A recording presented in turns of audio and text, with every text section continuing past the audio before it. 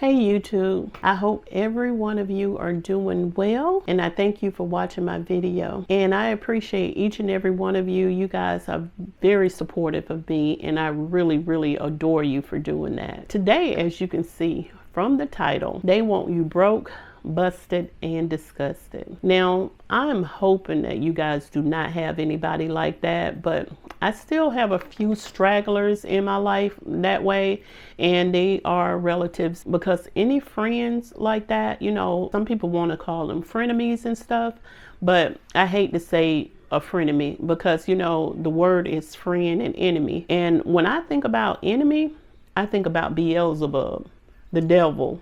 I think about somebody being evil, Satan. So I don't want somebody that I call a friend to have that type of description in their life. But the thing is, frenemy, that's exactly what they are. Like I just said, the description being evil. They're usually envious of you. I've done this before, and it's like, why are they envious of me? I don't even, and I hate saying that, but I don't even have anything, or I'm not doing anything right now. You know, what are they envious of? But sometimes what it is that they can see a light in you that you can't even see yourself. And so honestly, they want to stump out that light, stump out your fire. The thing is with the, again, frenemies or the friends that you thought were friends, they sit there and they're actually pretending. You know what I'm saying? So, you know, when you sit there and you're talking to your pretend friend, we're gonna say that. So you're talking to your pretend friend and you just got some bad news. We'll just say that you found out that you didn't pass one of your classes. So it's like, you know, that you going for a degree, you also on a scholarship. So this person here, your pretend friend, didn't want you to go to school anyway. And you know, school is not for everybody, but you had to still, this person sat there and they were adamant, like, why are you going to school and everything like that? And you had already explained to them, oh, I'm on a scholarship, this, that, and the other, so I'm going to school to better myself. So you tell them that you didn't pass one of your classes. And so all of a sudden, you see this little grin, like an evil grin, but they sitting there trying to smile, but they can't even smile. And they shaking their head no like this, or yeah, that's the thing. They shaking their head, yeah, but you can tell and feel like the spirit that's coming off of them, that they're sitting there, they are happy that you flunked that class, because to them in their head, you're failing, that you're going to wind up in the same situation that they're in, you know, and which could be like broke or something like that. You know what I'm saying? So they're sitting there just pretending like, hey, they're comforting you, and they're actually not. Or you could sit there and you could be in a situation where you're sitting there like, hey, me and my baby daddy, we broke up and stuff like that. But, you know, he won't even help out with the child. So you get this friend, you're thinking they're your friend. And it's like, you know, he's not helping out. I need formula for my baby, and they helped you out. But guess what they did? When they helped you out, they went back and they told Miss Mary or somebody else, Pat or somebody, girl, you know, I had to sit there and help her out and buy formula. You know, he ain't doing nothing and stuff like that for her. She down on her luck. She about to lose her own place. They talking about you like a dog.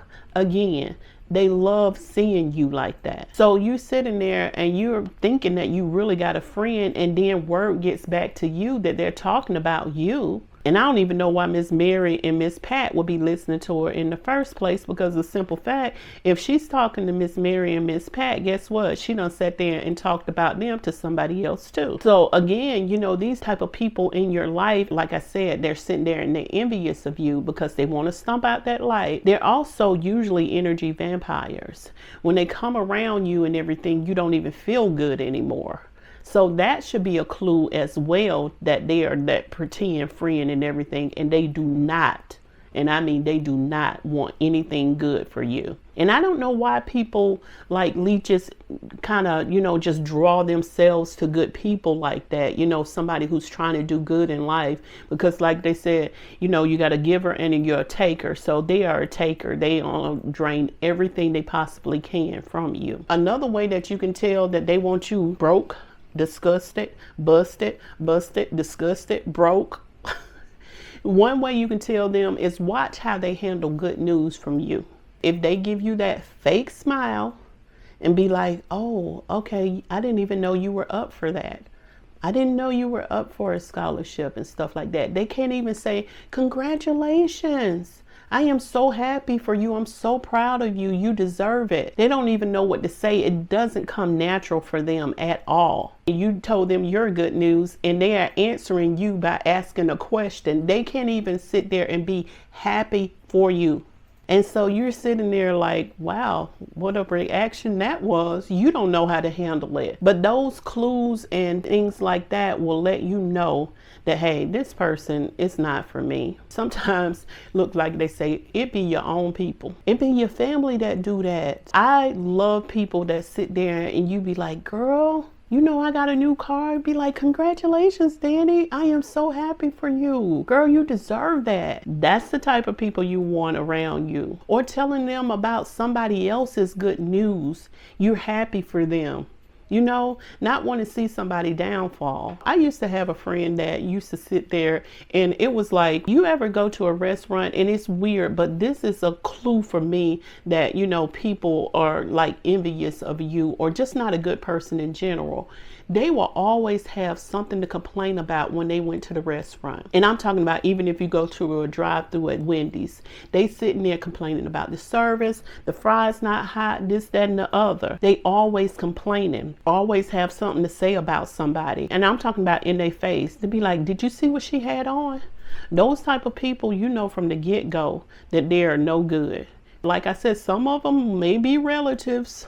And so you might have to deal with them for a minute, but it's plenty of people out here. They will tell you, I don't deal with my family. And it's like hard to sit there and deal with that. But if that person is bringing you down and draining all of your energy, you don't need to be around that.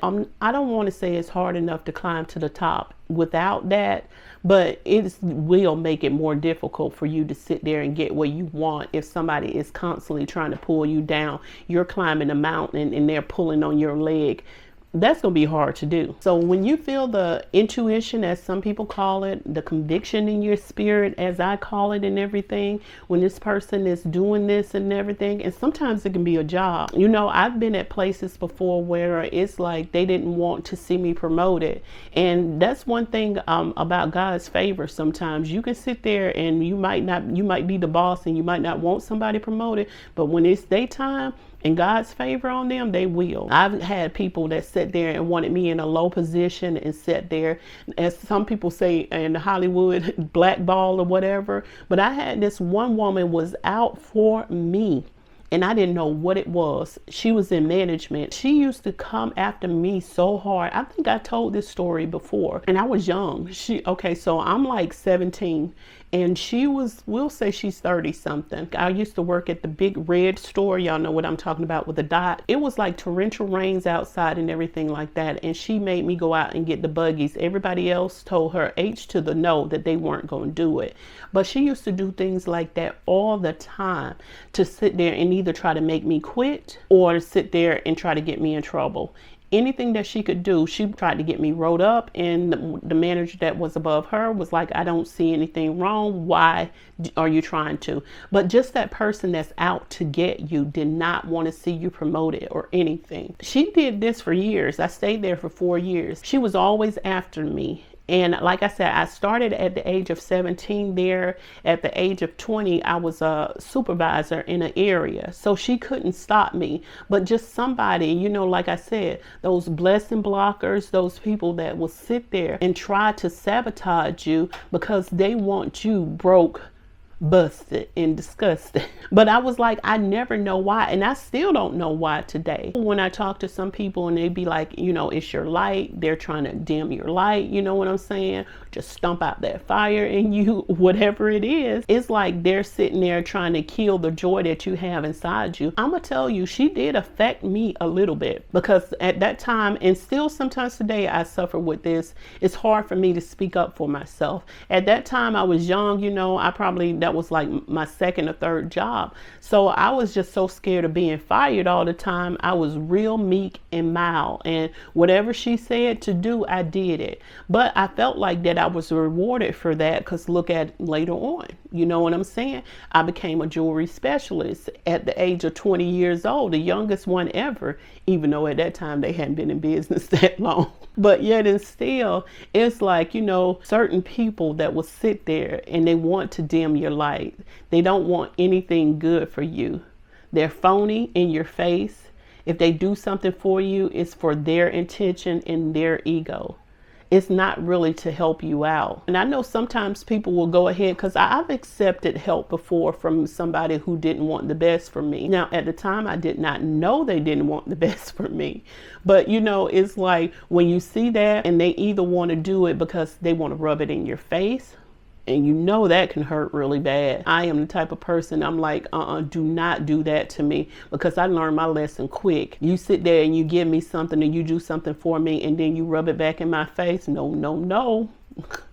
I'm like, that right there, I learned my lesson real quick. But if you see, friends, and you see any of these clues, any of the descriptions that I said, run fast. I don't want to ramble too much and make this video too long, but I really appreciate each and every one of you. Thank you so much for liking the video, commenting. Look what I said. Making a comment and subscribing. I'll see y'all on the next one. Bye-bye.